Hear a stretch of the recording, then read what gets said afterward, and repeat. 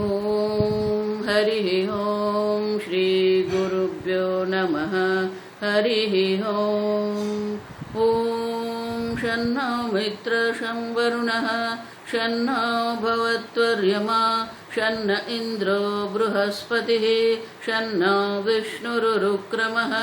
नमो ब्रह्मणे नमस्ते वायो त्वमेव प्रत्यक्षं ब्रह्मासि त्वमेव प्रत्यक्षं ब्रह्म वदिष्यामि ऋतं वदिष्यामि सत्यं वदिष्यामि तन्मामवतु तद्वक्तारमवतु अवतु माम् अवतु वक्तारम्।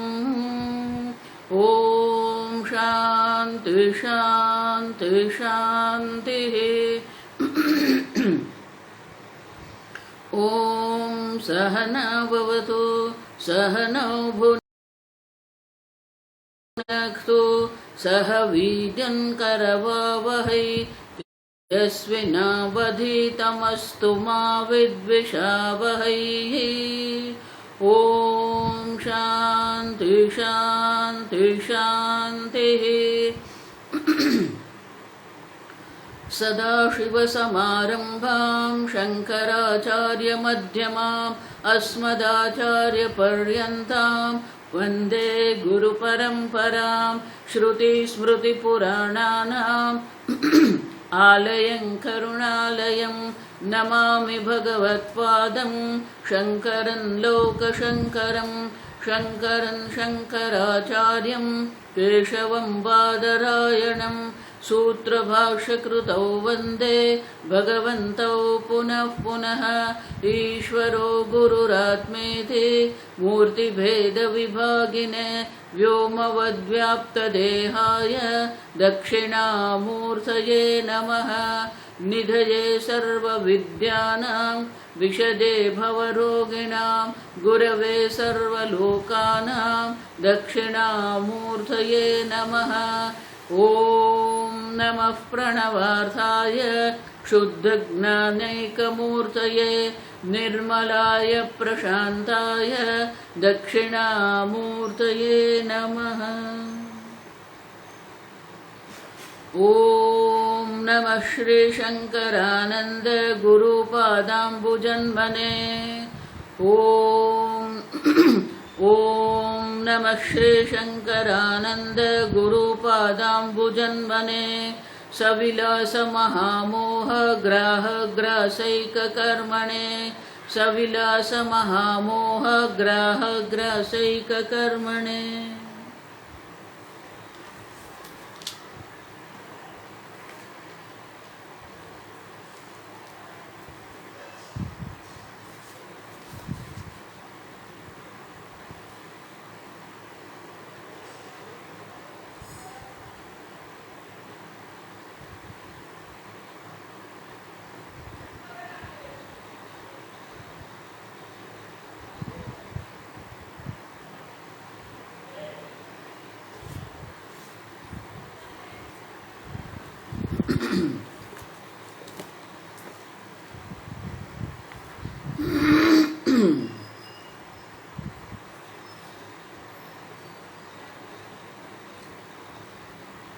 श्लोक नंबर 217।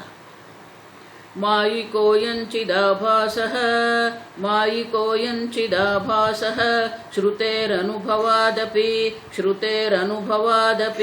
इन्द्रजालं जगत्प्रोक्तं तदन्तः पात्ययं यतः विलयोप्यस्य सुप्तादौ साक्षिणा ह्यनुभूयते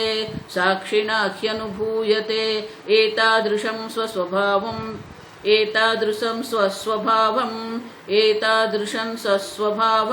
विविनक्ति पुनः पुनः।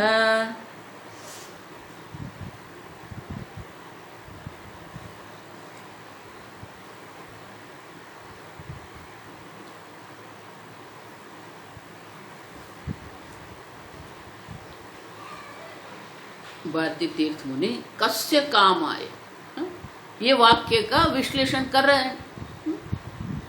तो आगे हमने विश्लेषण किया कि ये भोक्ता के लिए ही ये सब हम जीवन जी रहे हैं। हमारे जितने भी कर्म हैं, हमारे जितने भी राग द्वेष के, उनके केंद्र में ये भोक्ता है। आप समझो, आप जो भी कुछ कर रहे हैं ये भोक्ता के लिए कर रहे हैं। इसलिए स्वामी जी का पुस्तक है what you love is a pleased self. अब देखो, आपको जो पसंद है, आपको जिसमें रुचि है, वो तो प्रसन्न आत्मा की है। मैं प्रसन्न हूं कि नहीं? अब देखो, आपकी प्रसन्नता, आपका सुख जो है वो केंद्र में है। और इसीलिए ये भोक्ता किस भोक्ता के लिए अपने शरीर को संतप्त वो करते हैं। अब देखो, तो हमने आगे देखा विश्लेषण कि भोक्ता कहां हो सकता है। आत्मा में भोक्ता है नहीं, क्योंकि आत्मा तो निर्विकारी है, भोक्ता विकारी है। बुद्धि जड़ है, पंच महाभूत की बनी हुई है। अब देखो, चिदाभास जो है, अब समझो, आगे हम देख के गए कि भोक्ता जो है वो भोक्ता कौन है। हमने 3 प्रकार की, कोयम भोक्ता, अब देखो, तो बोले कि ये जो 3 प्रकार से है, तो आत्मा में तो भोक्तृत्व संभव नहीं है। अब समझो, बुद्धि जो जड़ है, पंच महाभूत की बनी हुई है, बुद्धि में भी संभव नहीं है। अब दूसरा देखो, पूज्य स्वामी जी बहुत सुंदर कहते हैं, अनुभव हो या ज्ञान हो, सुख हो, अब समझो, उनके केंद्र में तो आप है ना। इंद्रिय जो विषय ग्रहण कर रही है वो इंद्रिय अपने लिए नहीं कर रही है। आप समझो, मन जो सोच रहा है, मन में जो विचार उठ रहे हैं, वो भी मन अपने लिए नहीं है। आप समझो, वो जो भोक्ता है, वो भोक्तृत्व में आपने जो अहम बुद्धि करके रखी है, मैं भोक्ता हूं। अब और फिर वो भोक्ता के लिए ये सब प्रवृत्ति हो रही है। पहले आपने अपने आप पर ये भोक्तृत्व का अध्यारोप करके रखा है। अब समझो, ये अंतिम है। आनंदमय जिसको हम कहते हैं, ये भोक्तृत्व जो है, ये अंतिम शॉट है। आप समझो, एक बार ये भोक्तृत्व को आप पार कर गए ना, फिर कुछ नहीं, आप एक चिन्मात्रो हम सदा शिव है। तो भोक्ता भी जो है, वो भोक्तृत्व आपने अपने आप पर अध्यारोप करके रखा है। और इसीलिए आप समझो, 216 श्लोक में जो कहा, संस्कृत में ये परिशेष न्याय एक होता है कि पंचमहाभूत जो है, हम आगे देख के गए, पंचमहाभूत विवेक में हमने देखा है परिशेष न्याय क्या है। पृथ्वी गंधवती, तो गंध जो है वो पृथ्वी का गुण है। रस जो है वो जल का गुण है। दृश्य जो है, रूप जो है, वो अग्नि का गुण है। वो स्पष्ट है, सीधा है। आप समझो, उसमें ज्यादा कोई चिंतन की आवश्यकता नहीं है।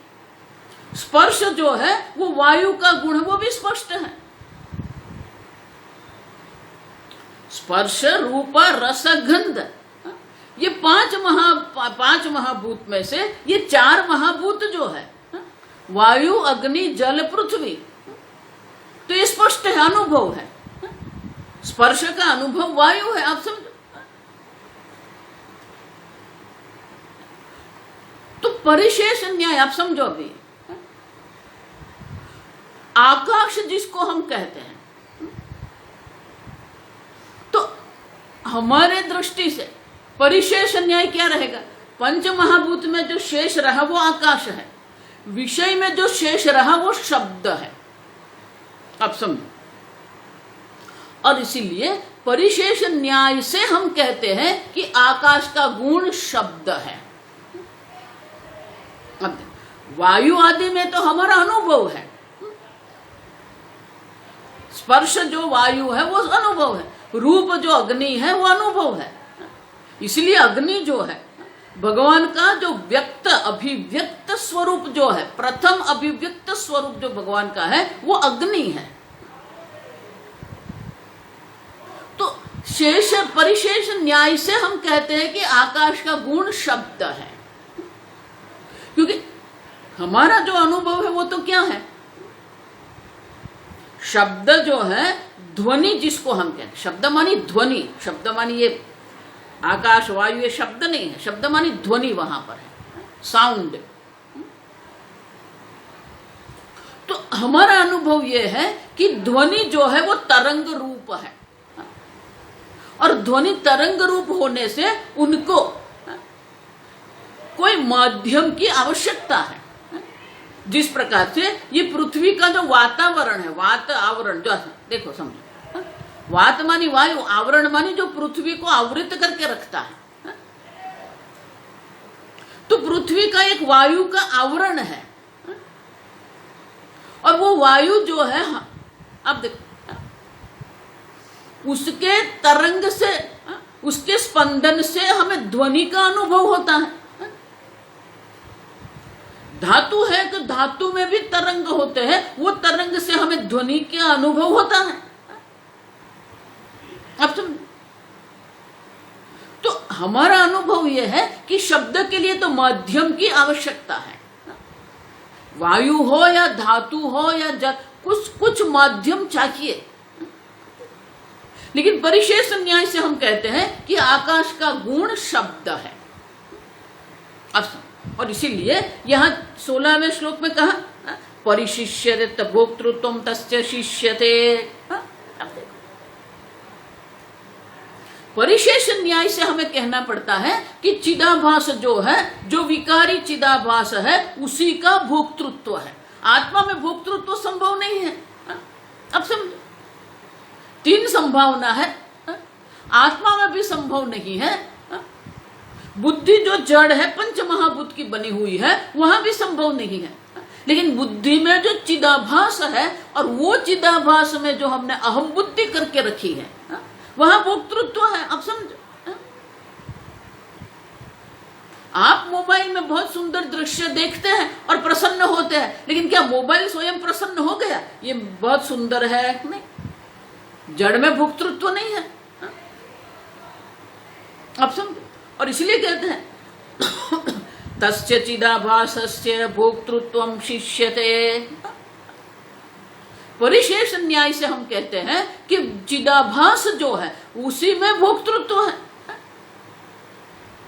अब समझो, चैतन्य निर्विकारी है, बुद्धि जड़ है, तो बाकी जो रह गया परिशेष से कहते हैं कि चिदाभास में ही भोक्तृत्व है। अब समझो, लेकिन वो जो चिदाभास में जो भोक्तृत्व है, वहीं पर हमने अहम बुद्धि करके रखी है, और इसलिए मैं भोक्ता हूं। तो भोक्तृत्व आपने अपने आप पर अध्यारोपित करके रखा है, और इसीलिए आगे एक श्लोक में हमने कल देखा मायिकम अयम चिदाभास है। लेकिन ये चिदाभास भी मायिक है। अब देखो, स्वयं मिथ्या है। अब चिदाभास स्वयं मिथ्या है, तो चिदाभास का जो वो भोक्तृत्व है वो भी मिथ्या हो गया। अब समझो, ईदम इंद्रजालम जगत प्रोक्तम तदंतः पाति अयम यतः। यतः क्योंकि ये चिदाभास जिसको हम कहते हैं, ये जगत के अंतर्गत है। आप समझो, कल हमने देखा अहंकार से आरंभ करके भोक्ता से आरंभ करके ये सब जो है जगत के अंतर्गत है। आत्मा और अनात्मा का जब हम विवेक करते हैं तो आत्मा एक आप है, आप से अन्य जो भी कुछ है, जो अहंकार है, भोक्ता है, करता है, आप देखो, वक्ता है, दृष्टा है, श्रोता है, मनता है, विज्ञाता है, ये सब जगत के अंतर्गत है।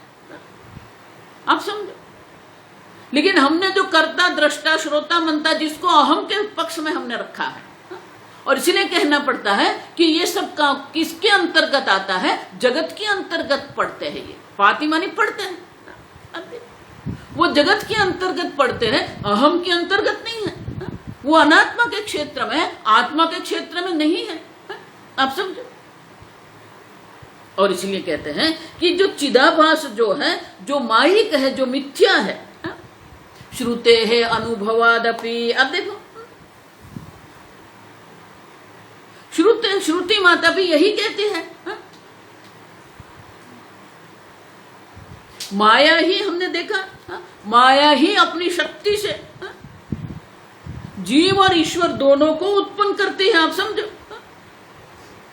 इदम च चिदाभासः मायिकः। अब देखो, पुरुषात्मकः मिथ्या है। जीव ऐशो आभासेन करोति। अब जीव और ईश्वर जिसको हम कह रहे हैं, आभासेन करोति, माया उपाधि से ईश्वर है, अविद्या उपाधि से जीव है। आप समझो। और इसीलिए ये जिसको हम कह, देखो आप समझो, जीव आत्मा के अंतर्गत नहीं है। जीव तो जगत के अंतर्गत है, क्योंकि वो मायिक है। जीव ईशौ आभासेन करोति श्रुते है। आप देखो, श्रुति माता में इस प्रकार से स्पष्ट रूप से कहा है, अनुभवादपि। हमारा अनुभव ही यही है, जिसको हम कहते हैं दृष्टा दृश्य। अब देखो, भोग्य भोक्ता भोगश्च, ये जो सब है वो आत्मा के क्षेत्र में नहीं है, वो अनात्मा के क्षेत्र में है। क्योंकि दृष्टा का भी दृष्टा आप है, हम देखेंगे। नहीं दृष्टु दृष्टे है विपरिलोप स्यात्। दृष्टा की भी जो दृष्टि है, जिसका कभी भी विपरिलोप नहीं होता है, कभी भी उनका नाश नहीं होता है। दृष्टा को भी देखने वाले आप हैं, जो दृष्टि है। श्रोता को भी देखने वाले आप हैं, मनता को भी देखने वाले आप हैं, साक्षी। आप देखो, आप देखेंगे, विलक्षण साक्षी। और इसलिए कहते हैं कि परिशेष न्याय से हमें समझना पड़ेगा कि ये भोक्तृत्व तो चिदाभास में है। और श्रुति माता भी कहती है, आभासेन करोति जीव ईशौ। जीव ईश्वर भी ये जगत के अंतर्गत आते हैं, माया के अंतर्गत है। साक्षी केवल निर्गुणश्च, वो आत्मा है। साक्षी केवलश्च निर्गुण निर्गुणश्च। आप देखो, कोई गुण नहीं है, कोई आभास नहीं है, कोई मिथ्यात्व भोक्तृत्व कर्तृत्व कुछ भी नहीं है। और इसलिए कहते हैं कि इंद्रजालम जगत प्रोक्तम, ये जगत इंद्रजाल है। भगवान ने इतना बढ़िया ये माया बना के रख दिया है ना, इतनी अचिंत्य शक्ति से बना के रखा है। हम, हमारी बुद्धि का स्वभाव है, जहां भी हम व्यवस्था देखते हैं, अचिंत्य शक्ति देखते हैं, हम उसके ऊपर उनके शरण में चले जाते हैं। आजकल जो ये संप्रदाय चल रहे हैं ना, वो संप्रदाय का बाह्य व्यवस्था इतनी सुंदर होती है, बाह्य इतना शिस्त होता है कि हम उसके ऊपर, हाँ देखो बहुत शिस्त से चलते हैं। 1 लाख लोग थे, बिल्कुल शिस्त से काम हुआ। ठीक है, सूर्य भी शिस्त है, संपूर्ण जगत एक शिस्त है, एक व्यवस्था है। और वो व्यवस्था करने वाला जो ईश्वर है, उससे हमें प्रभावित होना है, ये लौकिक व्यवस्था से नहीं। लेकिन हमारी बुद्धि लौकिक व्यवस्था में ही बहुत प्रभावित हो जाती है। ये माया का खेल है। आप समझो, हमारी बुद्धि को कहां कहां वो फंसा देती है। इसीलिए भगवान को कहना पड़ा, दैवी ही ऐसा गुणमयी मम माया। अब देखो, मेरी माया जो है ना, गुणमयी दुरत्यया, उनको पार करना इतना सरल नहीं है, कठिन है। आप समझो, आप सोचते हो मुझे तो वैराग्य, बहुत लोग मुझे आके कहते हैं, हम जी मने तो बधु वैराग्य, मने तो कई જોઈએ। एक प्रसंग ऐसा बन जाता है ना, आके रोने लगता है, कहाँ गया वैराग्य आपका। आप समझो, अनुभव जो है ना हमारे जीवन के, प्रारब्ध कर्म जो है ना, वो प्रारब्ध कर्म ऐसे ऐसे हमें अनुभव करवाते हैं कि हमारा वैराग्य भी जो है ना बाष्पीभवन हो जाता है, उड़ जाता है। आप सब देखो, इसलिए पहले जब कोई शिष्य वेदांत पढ़ने जाता था या भक्ति करने के लिए गुरु के पास जाता था, तो उसको ये जगत का अनुभव करवाते थे। कहते थे केदारनाथ से जल लेके रामेश्वर पर अभिषेक करके आओ। अब देखो,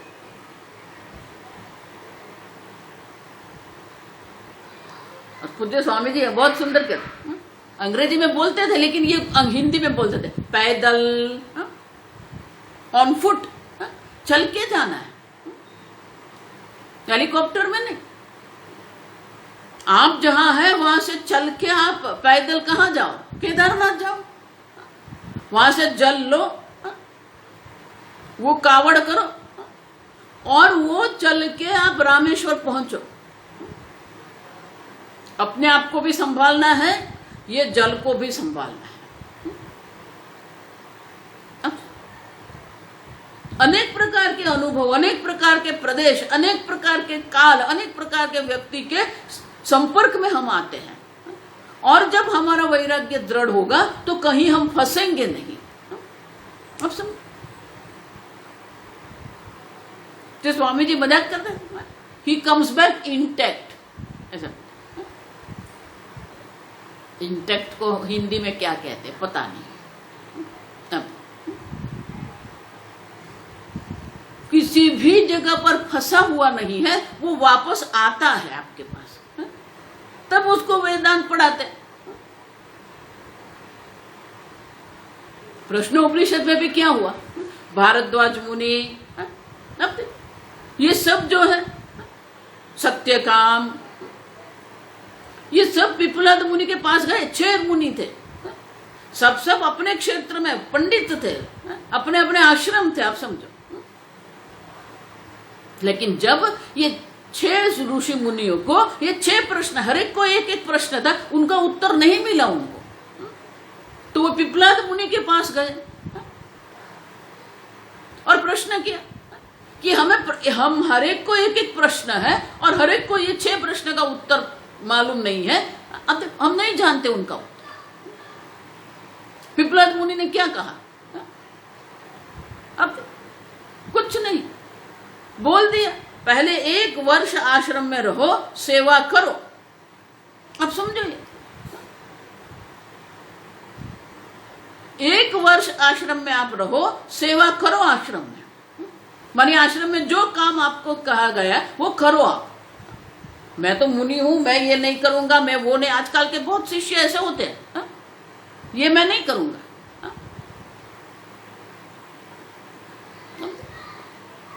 अछूता नहीं हो सकता, आप समझो। इंटेक्ट मानी कहीं पर भी टूटा फूटा नहीं है वो। अब तो 1 वर्ष सेवा करना है, फिर उसी में आपके राग द्वेष कोई काम नहीं आएगा। कहा गया गाय की सेवा करो तो करो। अब समझो, 1 वर्ष सेवा करना है, और फिर पिपलाद मुनि ने कोई गारंटी नहीं दी, आप समझो।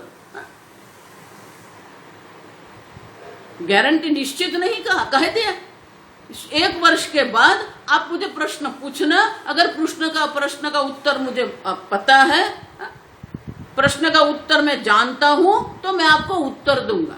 मानी कोई गारंटी गुरु नहीं देते हैं, आप समझो। आपको प्रश्न का उत्तर चाहिए, मेरे आश्रम में रह के 1 वर्ष सेवा करो आप समझो। गुरु की सेवा करनी है। ये सब करने के बाद भी अगर आपके व्यक्तित्व में किसी भी प्रकार का, आप समझो, वक्रता नहीं आती है आपके व्यक्तित्व में, आपके व्यक्तित्व में कहीं पर भी टूटा फूटा नहीं होता है, आपका व्यक्तित्व पूर्ण रहता है, इंटेक्ट पूर्ण रहता है, तो फिर आपको ये ब्रह्म ज्ञान होना है। आप समझो, क्योंकि माया ऐसी ही है। इसीलिए भगवान कहते दुरत्य, मेरे माया ऐसे कोई पार नहीं कर सकता है। अब नारद जी तो ब्रह्मदेव के मानस पुत्र थे, तो उन्होंने तो कभी ये सांसारिक जो माया उनका अनुभव कभी किया ही नहीं। वो तो नारायण नारायण नारायण करते रहते, जो उनको मिलते उसको भी नारायण नारायण कराते हैं, उनको भी वैराग्य करवा देते हैं। अब जब भगवान श्री कृष्ण अवतार में देखा कि भगवान तो इतनी बड़ी द्वारिका में रहते हैं, सुवर्ण नगरी द्वारिका है, 8 पटरानी है, 16,100 रानी है, और भगवान का जो ये द्वारिकाधीश का जो वैभव देखा ना, तो नारद जी के मन में भी आ गया कि भगवान ये माया का मुझे भी अनुभव करना है। भगवान ने कहा, नारद जी नारायण नारायण करते रहो, ये कोई आवश्यकता आपको नहीं है। आप समझो, तो ये माया है, आप समझो, माहिकम इसलिए शब्द करते हैं। माहिकम मानी कि हमारी बुद्धि को कहां न कहां वो अटका देती, लटका देती। महाराज श्री इसलिए कहते थे, हम लोग कहीं अटक जाते हैं, कहीं भटक जाते हैं, कहीं लटक जाते हैं। कल मैंने कहा ना, कई लोग जो वो भूतकाल में अटक के बैठ गए हैं, मेरे साथ ऐसा हुआ था, सबके साथ होता है। आप समझो, सबके जीवन में कहीं न कहीं किसी भी प्रकार से प्रतिकूल बात होती ही है। आपके साथ ही हुआ ऐसा नहीं है, लेकिन सबके मन में ऐसा होता है, मेरे जैसा दुखी कौन, मेरे साथ जो हुआ ना किसी के साथ नहीं, सबके साथ होता है। आप समझो, आप बोलते रहते हो, कोई बोलता नहीं है। आप समझो, कितने भी धनवान होते हैं, लेकिन जीवन में प्रतिकूलता होती है। उनकी प्रतिकूलता उनके हिसाब से होती है, आपकी प्रतिकूलता आपके हिसाब से होती है। आप समझो, और इसीलिए ये मायिक है, चिदाभास जो है, मायिकम। अब देखो, अयम चिदाभास है, श्रुति माता भी कहती है ये मायिक है, माया के द्वारा उत्पन्न हुआ है, और माया के द्वारा उत्पन्न हुआ ये चिदाभास है, जिसमें हम अहम बुद्धि करके बैठे हैं, भोक्तृत्व करके बैठे हैं। और इसीलिए हमें समझना पड़ेगा कि वो भी जगत के अंतर्गत है, माया के अंतर्गत है, आत्मा के अंतर्गत नहीं है। अब मैं भोक्ता नहीं हूं, इसीलिए भगवान कहते हैं नायम हंति न हन्यते। नायम हंति मानी कि आत्मा कोई हनन क्रिया का कर्ता नहीं है, उसी प्रकार से हनन क्रिया का भोक्ता भी आत्मा नहीं है। न कर्तृत्व न कर्माणि। आप समझो, कोई कर्तृत्व भोक्तृत्व है ही नहीं, आप अकर्ता अभोक्ता आत्मा है। इसलिए शंकराचार्य जी कहते हैं कि कर्तृत्व भोक्तृत्व ही संसार है, कर्तृत्व भोक्तृत्व नाम संसार है। हम देखो, कर्तृत्व भी संसार है, भोक्तृत्व भी संसार है, वो माया के अंतर्गत है। और इसलिए कहते हैं जगत।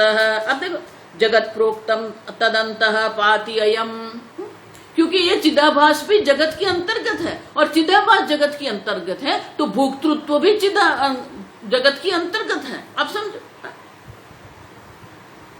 तो बोले आप क्यों ऐसा कहते हो कि भोक्तृत्व जो है वो जगत के अंतर्गत है, चिदाभास है, और चिदाभास का भोक्तृत्व है, क्योंकि चिदाभास विकारी है, भोक्तृत्व भी विकारी है। तो आप क्यों ऐसा कहते हो? तो उनके लिए अगले श्लोक में कहते हैं, हमने पढ़ा वो श्लोक, विलय अपि अस्य सुप्तादो साक्षिणा ही अनुभूयते। अब हमारे जीवन की 3 अवस्था होती है, आप समझो, सुप्तादो, सुप्ति मानी सुषुप्ति अवस्था, बेहोशी, और समाधि अवस्था। सुषुप्ति अवस्था में, समाधि अवस्था में, मूर्छा अवस्था में। आदौ कहा ना, आदि मानी क्या है? सुप्ति मानी कि सुषुप्ति, समाधि और मूर्छा अवस्था। आसुप्तादो अपि अस्य विलयः, ये जो चिदाभास है, ये भोक्तृत्व जो है उनका विलय हो जाता है, नाश हो जाता है।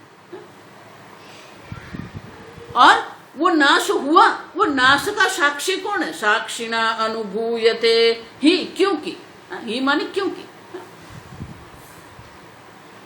साक्षी का ये अनुभव है। आप जो साक्षी चैतन्य है उनका अनुभव है ये, कि सुषुप्ति अवस्था में न कर्तृत्व है न भोक्तृत्व है। आप समझो, आप है, आप समझो, आप स्वतः सिद्ध स्वप्रकाश चैतन्य स्वरूप साक्षी आप है। अहम किंचित न जानामि मया सुखेन निद्रानुभूयते। अब ये दो अनुभव है, कुछ भी नहीं। आप समझो, और इसलिए कहते हैं अस्य चिदाभासस्य, ये चिदाभास जो है सुषुप्ति में, समाधि में, मूर्छा अवस्था में, ये उनका भी विलय हो जाता है, नाश हो जाता है। आप समझो, और साक्षी उनका अनुभव करता है, साक्षी के द्वारा उनका अनुभव होता है। आप समझो, उनके अभाव का अनुभव है। एतादृशम स्वस्वभावम, ये उनका स्वभाव है। स्वस्वभाव माने कि ये अपना स्वभाव है। ये चिदाभास का स्वभाव है कि सुषुप्ति में उनका अभाव होता है, स्वप्न में, जागृत अवस्था में वो व्यक्त होता है। और इसीलिए पुनः पुनः विविनक्ति, पुनः पुनः पुनः पुनः इस प्रकार से हमें विवेक करके उनको अलग करना पड़ेगा। आत्मा से उनका विवेक करना पड़ेगा, पृथक करना पड़ेगा। विविनक्ति मानी पृथक करना। अब सब, मैं भोक्ता नहीं हूं, ये आपको अपने आप को, ये भोक्तृत्व से, चिदाभास से अपने आप को अलग करना पड़ेगा, पृथक करना पड़ेगा। अब समझो क्यों? एतादृशम स्वस्वभावम, उनका स्वभाव, स्व अपना, स्व माने अपना, ये उनका अपना स्वभाव है। एतादृशम, इस प्रकार का उनका अपना स्वभाव है कि वो सुषुप्ति में उनका अभाव हो जाता है, स्वप्न अवस्था, जागृत अवस्था में वो व्यक्त होते हैं। अव्यक्तादीनि भूतानि व्यक्त मध्यानि बाध्य, व्यक्त होना, अव्यक्त होना ये उनका स्वभाव है। लेकिन आत्मा तक कभी अव्यक्त होता ही नहीं। आप देखो, आपके अभाव का अनुभव आपको होता ही नहीं है। अब तो हमेशा है, सदाशिव है। आप देखो, और इसीलिए पुनः पुनः इस प्रकार से पुनः पुनः कूटस्थ निर्विकारी चैतन्य जो आप है, असंग चैतन्य जो आप है, उससे भिन्न है। इस प्रकार से आपको उनको भिन्न करना पड़ेगा, अपने आप से उनको अलग करना पड़ेगा। आप समझो, जिस प्रकार से अभिनेता जो है, अब भौतिक रूप से आप देखेंगे तो भिखारी का जो अभिनय है, वेश जो है, अभिवेश जो है, अब तो भौतिक रूप से अभिनेता और अभिनय के बीच में कोई अंतर नहीं है। फिर भी अभिनेता जानता है मैं भिखारी नहीं हूं। अब देखो, विविनक्ति, इस प्रकार से आपको भी अपने आप को इसी से अलग पृथक करना पड़ेगा। मैं भोक्ता नहीं हूं। चिन्मात्रो हम सदाशिवः,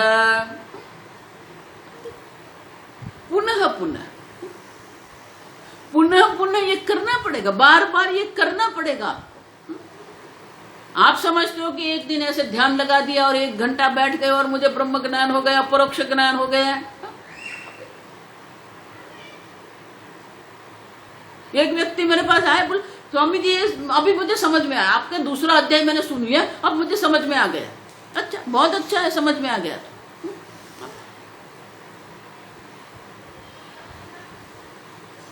जगत में आप रहते हो ना, देखो इसीलिए पूज्य स्वामी जी भी हमको किसी को आश्रम में नहीं रहने देते।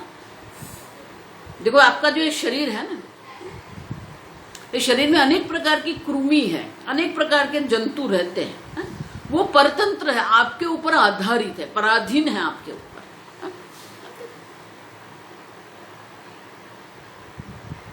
उनको पैरासाइट कहते हैं। उसी प्रकार से अगर हम आश्रम में रहेंगे तो आश्रम के पराधीन होकर रहेंगे। क्यों? क्योंकि न तो आपको भोजन बनाना है, न भोजन बनाने की कोई प्रक्रिया करनी है, न चावल लाना है, न सब्जी लानी है, न इलेक्ट्रिक से बिल भरना है, न पानी की चिंता करनी है। क्यों? तैयार मिलता है सब। तो अपना दायित्व तो नहीं रहेगा। क्या दायित्व रहेगा आश्रम में रहकर? दूसरे लोग कमाई करते हैं, दूसरे लोग दान ले आते हैं और आप रहते हो आराम से। अपना जीवन का दायित्व तो अपने आप को निभाना है। हमारी जिम्मेवारी, आप समझो। इसलिए स्वामी जी हमेशा कहते हैं, मेरे पास आके आप पढ़ो, ये गुरुकुल है, गुरुकुल में रहो, पढ़ो, अध्ययन कर दिया, अध्ययन के बाद आप गुरुकुल से निकल जाओ। मैं हमेशा सबको कहती हूँ, 8 मई को हमारे जो पूर्णाहुति हुई प्रस्थानत्रयी की, 31 मई तक सब लोग बाहर आश्रम से। अपने जीवन का दायित्व तो हमें निभाना है। कोई हमारे लिए सब्जी ले आए, कोई हमारे लिए भोजन बनाए, कोई हमारे लिए इलेक्ट्रिक का बिल भर दे, कोई हमारे पानी का बिल भर दे, अब देखो, कोई हमारी टिकट बना के दे, ये क्या है?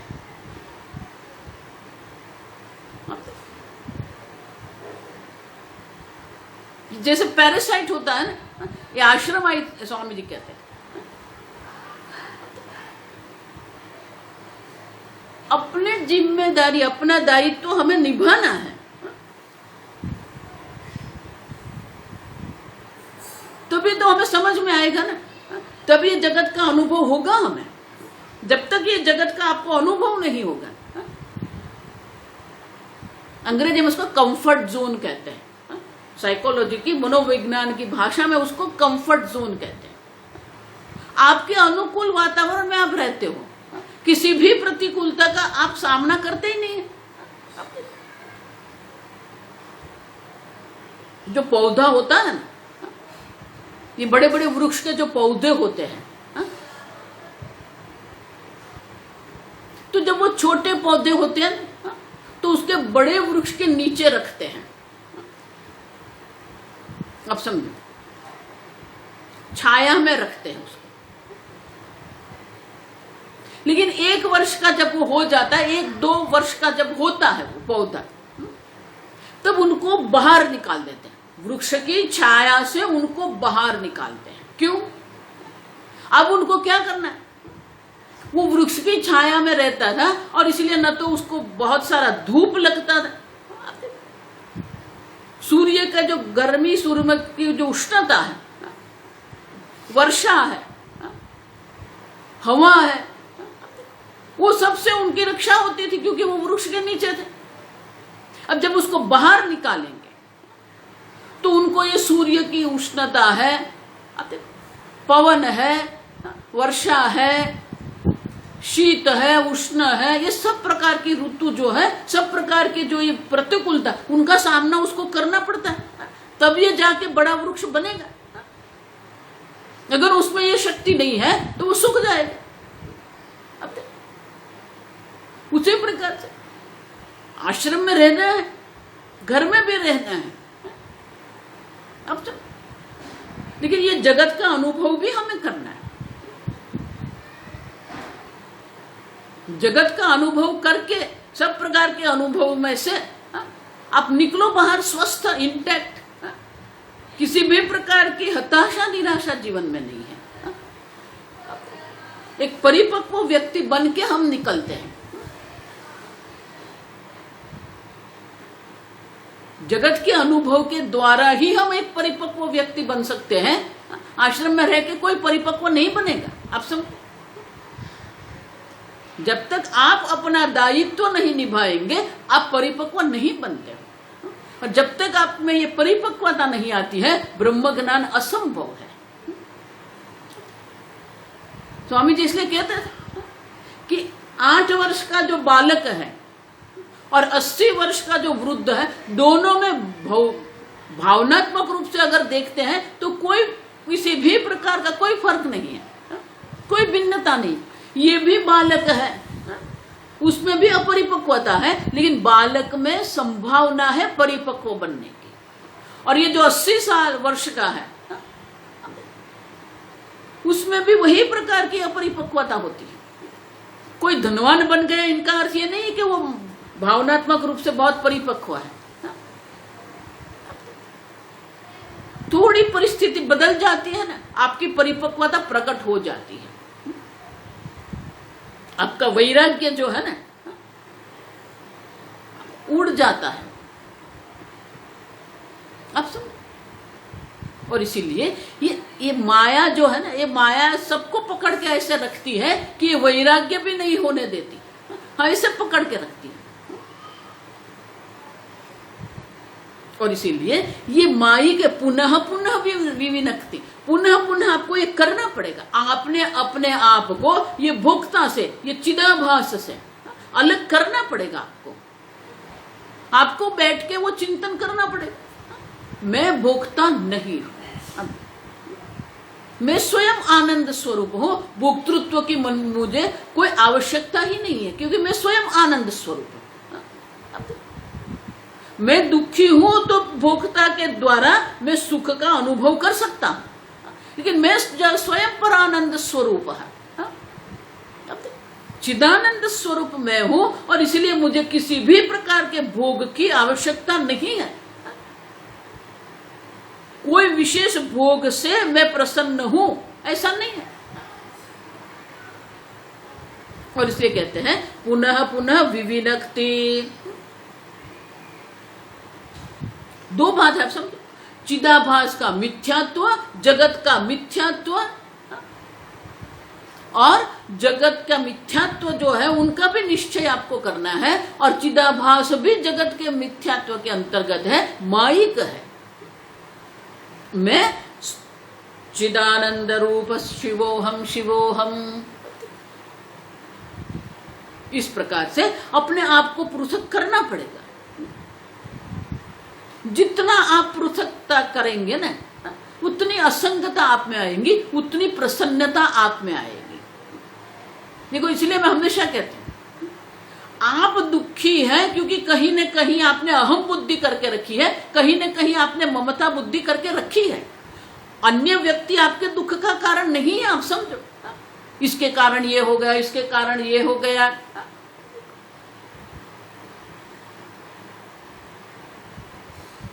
आप समझ, अगर आप समझते हो कि धन नहीं है इसलिए मैं दुखी हूं, धन मिलने के बाद भी आप दुखी रहेंगे, क्योंकि आपका स्वभाव है दुखी होने का। ऐसा मत मानना कि मुझे ये धन मिल जाएगा, मुझे ये पत्नी मिल जाएगी, मुझे बच्चे मिल जाएंगे, मैं सुखी हो जाऊंगा। भागवत में वो आत्मदेव ब्राह्मण की कथा है। उसने सोचा ये बच्चा नहीं है, बालक नहीं है, पुत्र नहीं है, पुत्र के अभाव में मैं दुखी हो गया। अब देखो, पुत्र प्राप्त होने से भी वो दुखी ही हुआ। कहां कहां हम सुख रख के बैठे हैं, धन में, घर में, संपत्ति में, सत्ता में। ये सब सुख देखते हैं हम, आप समझो। और इसी के हमें चिंतन करना है, विविनक्ति। इसमें सुख नहीं है। जगत आपको सुखी दुखी नहीं करता है। आपका जो अध्यारोप है, आभास जो अध्यारोप करके आप बैठे हैं, वो आपको दुखी कर रहा है। और वो अध्यारोप की निवृत्ति करने के लिए ये विविनक्ति आपको पृथक करना पड़ेगा। और इसलिए कहते हैं पुनः पुनः विविनक्ति। पुनः पुनः हमें अपने आप को ये सबसे अलग देखना पड़ेगा, भिन्नता देखनी पड़ेगी। आप अपने आप को जितना इन सबसे भिन्न देखेंगे, मैंने कहा अंतिम जो है वो भोक्तृत्व है, वो भी जगत के अंतर्गत है। मैं नहीं हूं, वो अनात्मा है, जगत है, माया है। मैं स्वयं आनंद स्वरूप। आत्मन्येव आत्मना तुष्ट। उनका अनुवाद मैं ऐसे करती हूं, जिसको सुखी होने के लिए, आनंदित प्रसन्न होने के लिए अपने आप से अन्य किसी की भी आवश्यकता नहीं है।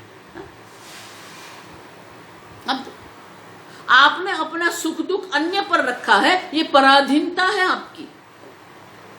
अब इसलिए स्वामी जी कहते थे, ये जीव जो है ना वो भिखारी है। बेगर्स। क्यों? हम सुख की भीख मांगते रहते हैं। हे पुत्र मुझे सुख दे दे, हे घर मुझे सुख दे दे, हे धन मुझे सुख दे दे। अब देखो, जो स्वयं पूर्णानंद स्वरूप है वो ये जगत के पास भीख मांग रहा है। इससे बड़ी मूर्खता क्या है? इसलिए स्वामी जी कहते थे, जीव शब्द जब आता था तो स्वामी जी जीव का अनुवाद इडियट करते थे। इडियट मानी मूर्ख, फूल।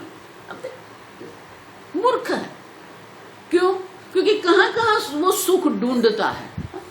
लहर ढूंढे लहर को, कपड़ा ढूंढे सूत, जीव ढूंढे ब्रह्म को, तीनों ऊत के ऊत। अब देखो, ये मूर्खता है। इसलिए भगवान कहते हैं अशोच्यानन्व शोच। अर्जुन, जो शोक करने योग्य नहीं है उनके लिए तू शोक कर रहा है। जहां सुख नहीं है वहां तू सुख ढूंढ रहा है। स्वजनम ही कथम हत्वा सुखिनः स्याम माधव। हे माधव, ये स्वजनों की हत्या करके हम कैसे सुखी हो सकते? आप देखो, अर्जुन ने अपना सुख स्वजन में रखा है। अर्जुन ने अपना सुख राज्य में रखा है। अब सुख आप है, आप स्वयं सुख स्वरूप है, लेकिन हम भीख मांगते फिरते हैं।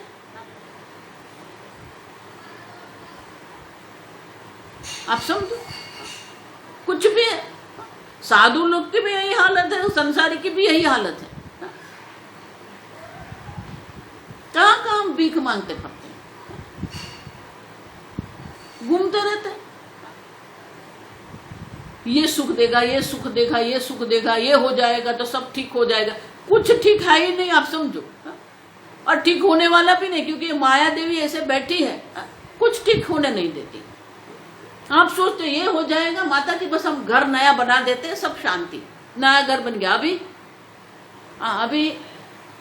बेटे की शादी करनी है, फिर बेटे की शादी हो गई माता जी, फिर अभी पोता नहीं हुआ है। क्या करते हो? भीख मांगते, घर से भीख मांगते हो। बेटे के विवाह में सुख देखते हो, पोते में सुख देखते हो, धन में सुख देखते हो। कहां सुख देख रहे हो?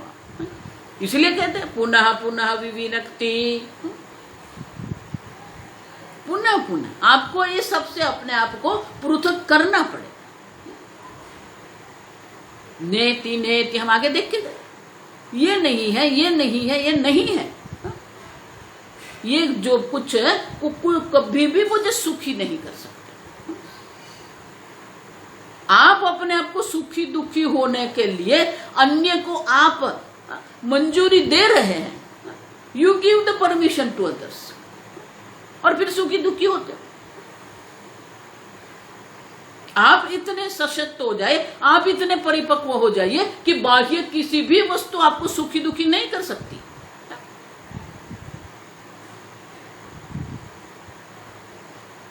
मैं हमेशा इसलिए कहता हूं कि अगर आप प्रसन्न रहेंगे ना, आपकी प्रसन्नता जो है ना वो सिद्धि है। भगवान वही कहते हैं प्रसादम अधिगच्छति। आपका मन प्रसन्न है कि नहीं? और ब्रह्म ज्ञान के बाद तो मन भी प्रसन्न नहीं है तो भी ठीक है। क्यों? क्योंकि वो मन है। प्रकाशम च प्रवृत्तिम च मोहमेव च पांडव। सात्विक वृत्ति हो, राजसिक वृत्ति हो, तामसिक वृत्ति हो, क्रोधाकार वृत्ति हो, मैं नहीं हूं। मन में ये सब अनेक प्रकार की वृत्तियां उठती रहती है, मैं तो उनसे अलग हूं, विविनक्ति। मन रोता है, रोने दो। स्वामी जी हमेशा कहते थे मन रो रहा है, हताश हो रहा है, उनका तो आप साक्षी हैं। मन मेरा हताश हो गया, मैं तो उनका साक्षी हूं, असंग चैतन्य। मन की विशेष अवस्था ब्रह्म ज्ञान नहीं है, मन की विशेष अवस्था समाधि नहीं है। आप समझो, मन की जो भी अवस्था है होती रहे। हम देख के गए कि प्रारब्ध कर्म के अनुसार मन में भी अनेक प्रकार के भाव होते रहते हैं। मन ऊपर नीचे होता रहता है, लेकिन आप कौन है? विलक्षण साक्षी चिन्मात्रो हम। रोते हुए मन के भी साक्षी आप है, हताश मन के भी साक्षी आप है। आपको पृथक करना पड़ेगा। मन भी कितना भी दुखी हो गया, आप कहो ये दुखी मन का साक्षी चैतन्य में है। इस प्रकार से ये सबसे अपने आप को अलग करना। लेकिन ये अलगाव जो है, ये भिन्नता जो है, वो भौतिक नहीं है।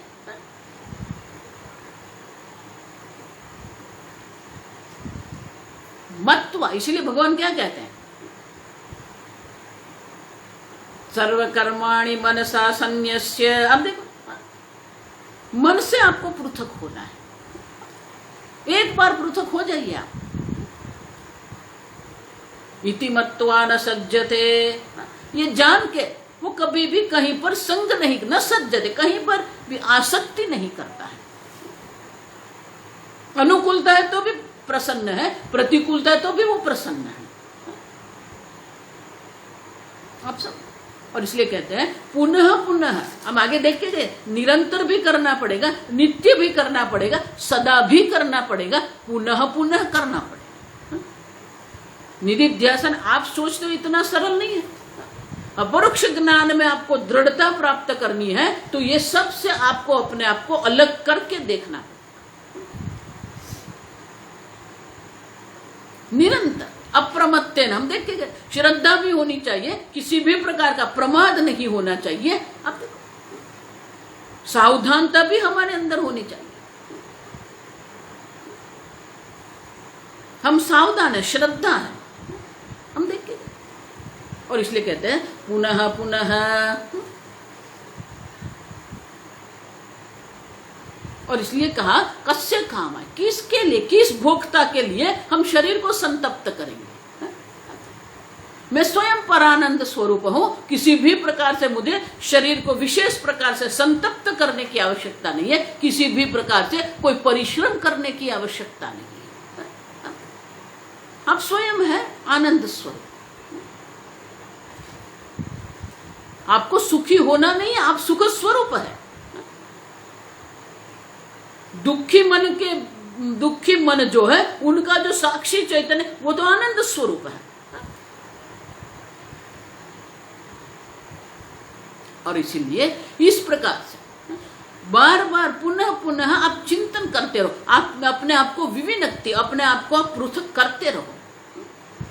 जितनी पृथकता आप में आएगी, जितनी भिन्नता आएगी, उतने ही प्रसन्न आप रहेंगे। और जितने ये माया में आप फंसते जाएंगे, उतने ही दुखी होते रहेंगे। और ये माया देवी इतनी सरल नहीं है, दुरत्य है। माया की अचिंत्य शक्ति है, कहां कहां में फंसा देती है।